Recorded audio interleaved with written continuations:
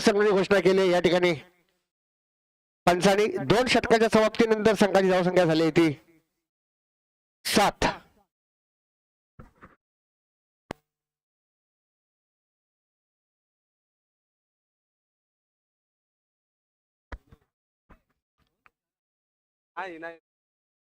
विनायक या ठिकाणी bowling mark वरती 12 चेंडू आणि 37 धावांचं लक्ष्य या ठिकाणी पार करायचंय।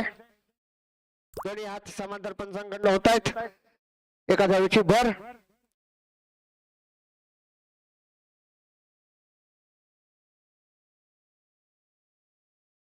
बारा चेंडू आणि 36 धावा तर लक्ष्य या ठिकाणी गाठायचं आहे ते वादळी सोमेश्वर बी संघाला। हलकासा टॅप केलाय एका धावेवरती भार। एक धावेवरती मित्र काय होणार नाहीये। तुम्हाला आता मात्र षटकार आणि चौकारांची गरज आहे।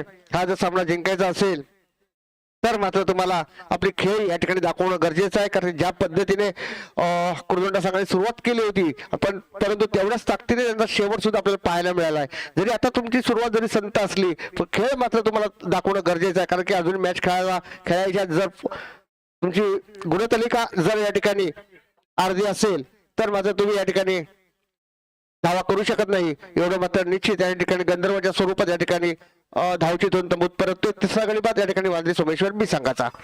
संघाची धावसंख्या झाली होती 9।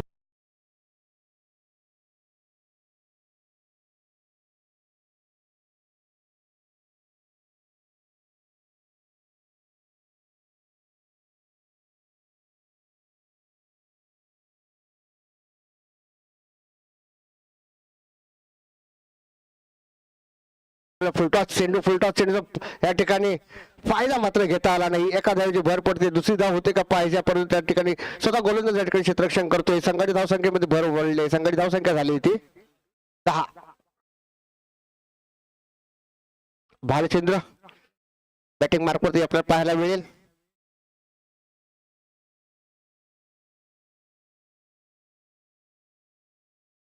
चौतीस धावांचं लक्ष्य या ठिकाणी पार करायचं आहे। थोडासा बॅकफुटला गेलेला वादळी सोमेश्वर बी संघ या ठिकाणी पाहायला मिळतोय।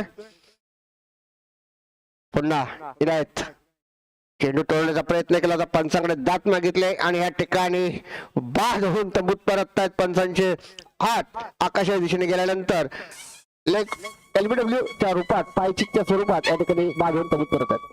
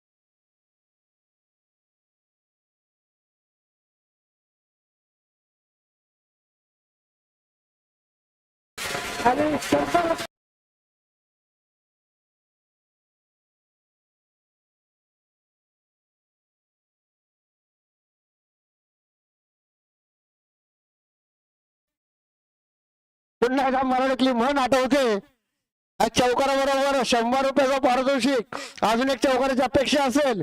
पुन्हा लेक्चर सेंटरला चेंडू, एक धाव मात्र निश्चित। एका धावेवरती भर पडते, एका धावेवर सगळी धावसंख्या झाली होती 15।